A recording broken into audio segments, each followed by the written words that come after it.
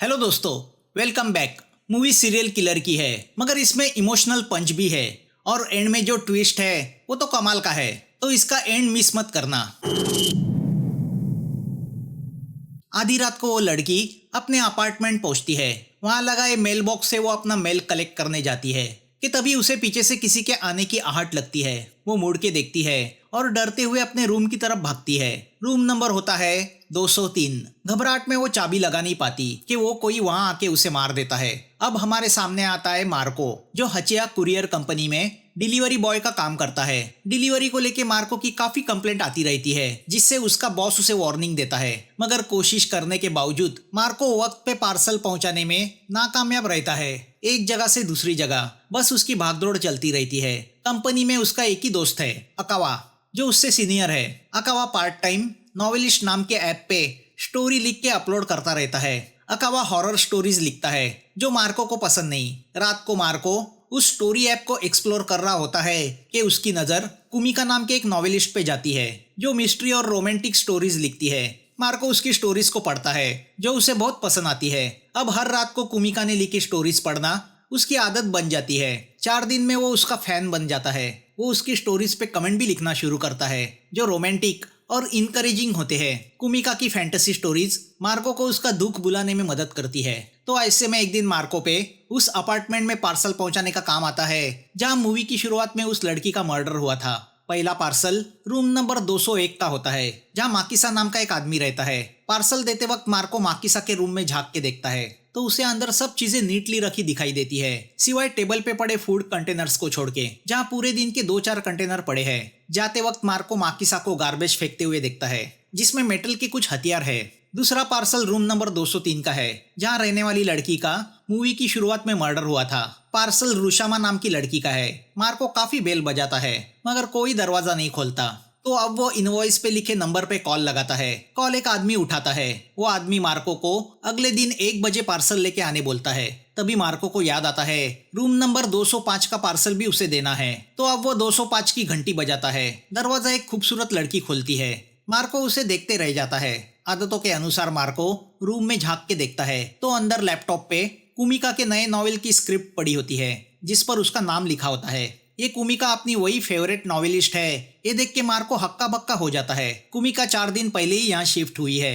अपनी favourite novelist देखने में भी प्रीटी है। इस बात से मार्को फूले नहीं समाता। वो ये बात अकावा को बताता है। अकावा उससे कहता है, मेरी स्टोरीज को तो तुम कमेंट नहीं करते और खूबसूरत लड़की की स्टोरीज को कमेंट पे कमेंट करते रहते हो। मार्को बताता है कि कुमिका ने पुनर्जन्म पे लिखी नॉवेल उसे बहुत रोमांटिक लगी, जिसमें एक जासूस अपनी मौत के बाद आत्मा बन के अपने प्यार से मिलने वापस आता है। अकावा उससे पूछता है, ऐसा क्या है कुमिका की स्टोरी में? मार्को बताता है, जासूस हीरो अपनी मौत के बाद बुक्स के जरिए अपने प्यार को मैसेज देता है। उसकी आत्मा बुक्स को उस लड़की के शेल्फ में ऐसे अरेंज करती है कि उन बुक्स के टाइटल के पहले शब्द को जोड़ा जाए तो वो मैसेज बनता है जो वो उस लड़की को देना चाहता है। अकावा उससे कहता है, ये सब बकवास है।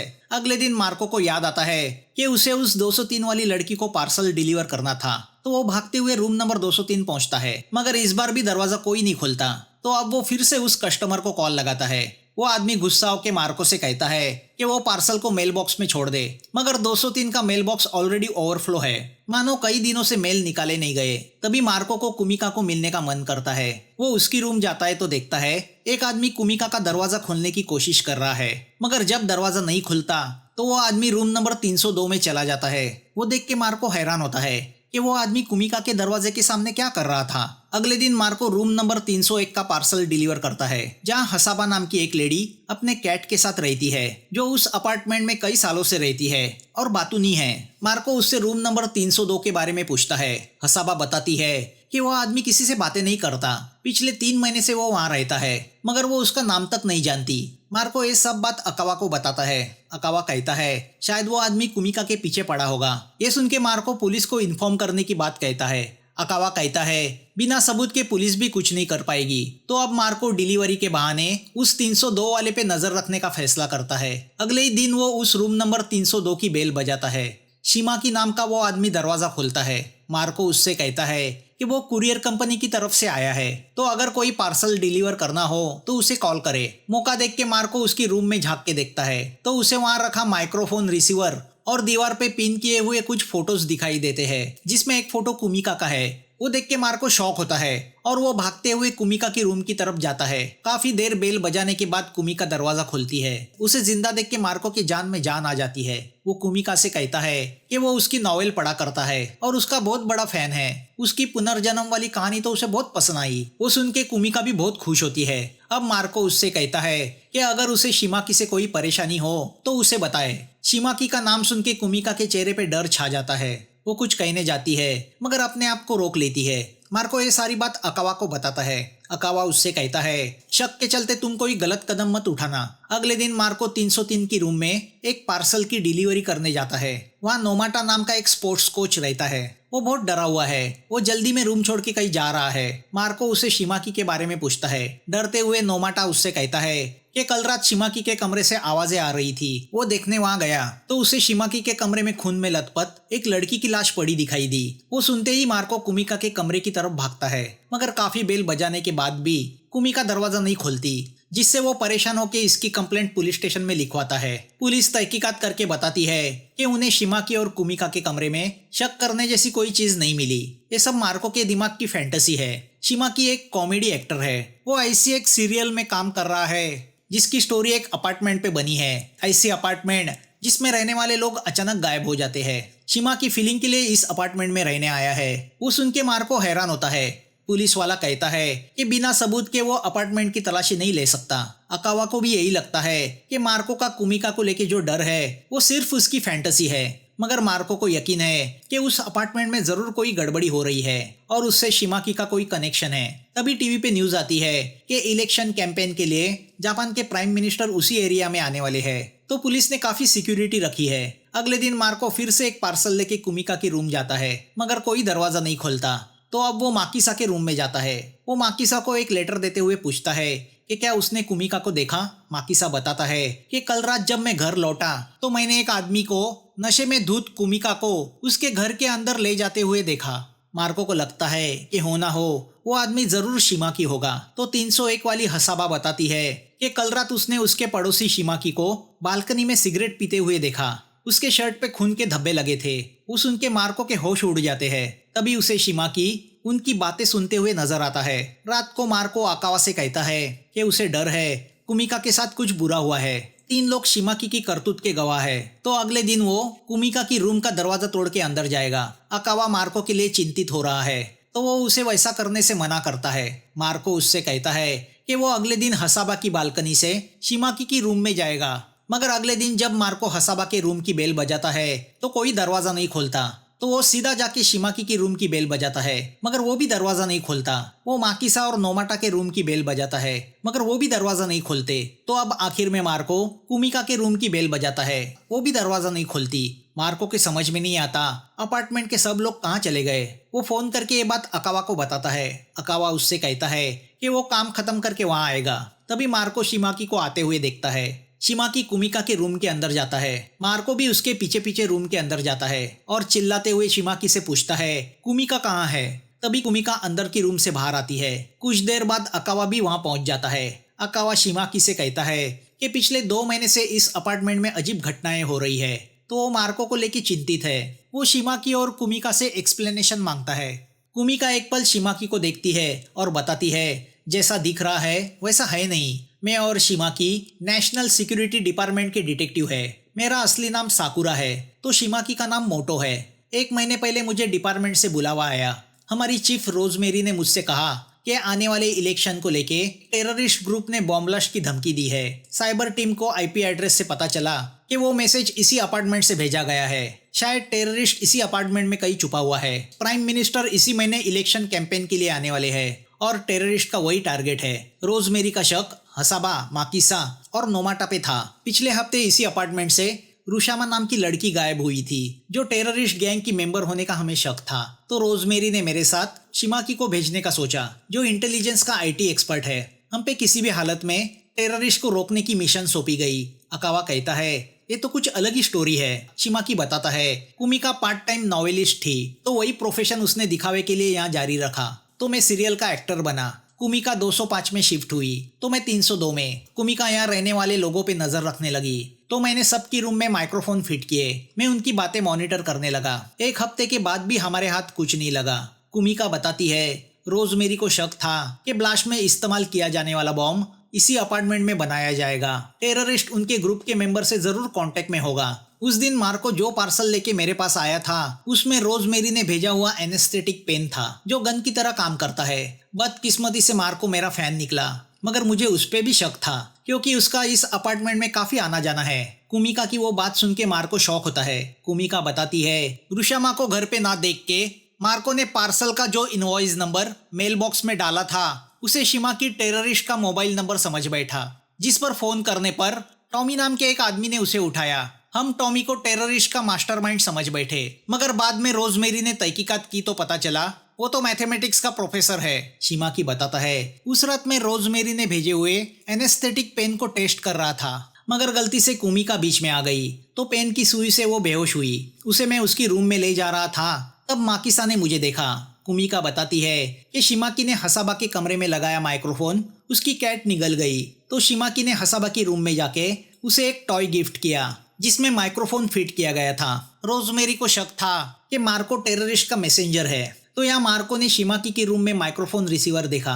हम लोग इस बात से टेंशन में आ गए कि कहीं हमारा मिशन अब एक्सपोज ना हो जाए कि तभी हमारी आवाजें सुन के नोमाटा हमारी रूम में आया। नोमाटा भूत प्रेत में बहुत विश्वास करता है, तो शिमाकी ने उसे डराने के लिए उससे कहा कि एक लड़की की आत्मा उसके रूम में रहती है, वही आवाजें करती रहती है। मैंने मेरे कपड़े पे शिमाकी का स्ट्रॉबेरी जूस छिड़क के आत्मा होने का नाटक किया। गुस्से से मैंने बचा हुआ जूस शिमाकी पे डाल दिया। उसी कपड़ों के साथ शिमाकी बालकनी में खड़ा होकर सिगरेट पी रहा था, तो उसे हसाबा ने देख लिया और उसे गलतफहमी हुई कि शिमाकी ने मेरा मर्डर किया है। उसने ये बात मार्को को बताई तो मार्को ने पुलिस कंप्लेंट की, मगर जब पुलिस को हमारे मिशन की सच्चाई पता चली तो उन्होंने कोई एक्शन नहीं लिया। शिमाकी बताता है, अगले दिन नोमाटा डर के मारे रूम छोड़ के चला गया, तो हसाबा ने मार्को से मेरे खून में लथपथ वाले सीन की बात की, जिससे मार्को का शक फिर से जाग उठा। तो मुझे हसाबा को बेहोश करना पड़ा, वरना वो ये सब बात पूरे मोहल्ले को बता देती। हसाबा से किए गए इंट्रोगेशन से पता चला कि वो इनोसेंट है, उसका टेररिस्ट ग्रुप से कोई कनेक्शन नहीं, तो हमने उसे छोड़ दिया। कुमिका बताती है, अब सिर्फ रूम नंबर 201 में रहने वाला माकिसा बचा था।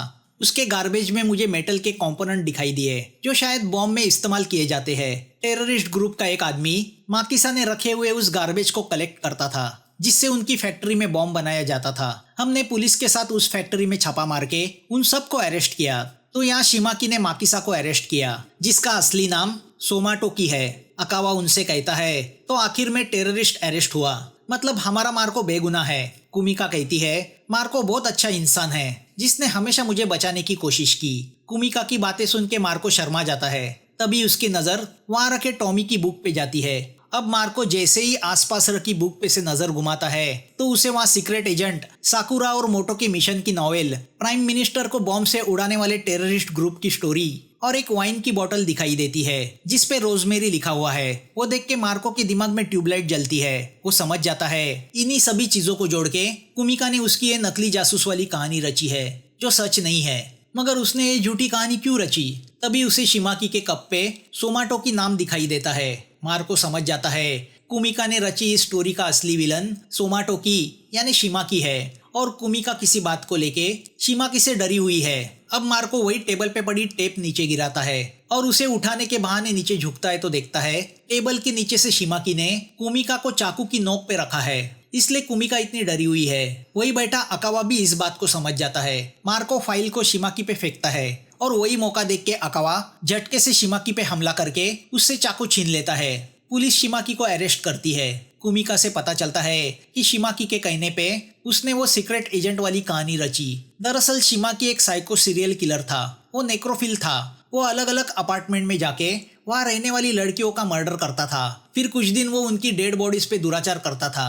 रुशामा का मर्डर उसी ने किया था। इस बार उसका टारगेट कुमिका थी, मगर कुमिका को मारते वक्त हर बार कोई ना कोई उसे देख लेता था। पुलिस को रुशामा की लाश रूम नंबर 203 में मिलती है। पुलिस बताती है शिमाकी हमेशा इनोसेंटली पेश आता था, इसलिए पुलिस उसे आज तक पकड़ नहीं पाई। वो जिन लड़कियों को टारगेट करता था उन्हीं के अपार्टमेंट में रूम लेके वहाँ रहा करता था, इसलिए पड़ोसियों को भी शक नहीं होता था। मार्को ने कुमिका के पड़ोसी माकिसा को लेटर देके कुमिका पे वॉच रखने की रिक्वेस्ट की थी। तभी मार्को को समझ में नहीं आता कि अगर रुशामा की लाश रूम नंबर 203 में मिली है तो फोरेंसिक टीम कुमिका की रूम में क्या कर रही है। तभी फोरेंसिक वाला आके बताता है कि उन्होंने क्राइम सीन की जांच की है। कंफ्यूज होके मार्को बाथरूम में जाता है तो उसे टब में पड़ी एक लाश दिखाई देती है और यहाँ मूवी का सबसे बड़ा ट्विस्ट आता है, क्योंकि वो लाश किसी और की नहीं बल्कि खुद मार्को की होती है। वो देख के मार्को चकरा जाता है और हमारे सामने वो राज खुलता है। पिछली शाम मार्को शिमाकी का पीछा करते हुए जब कुमिका के रूम में आया था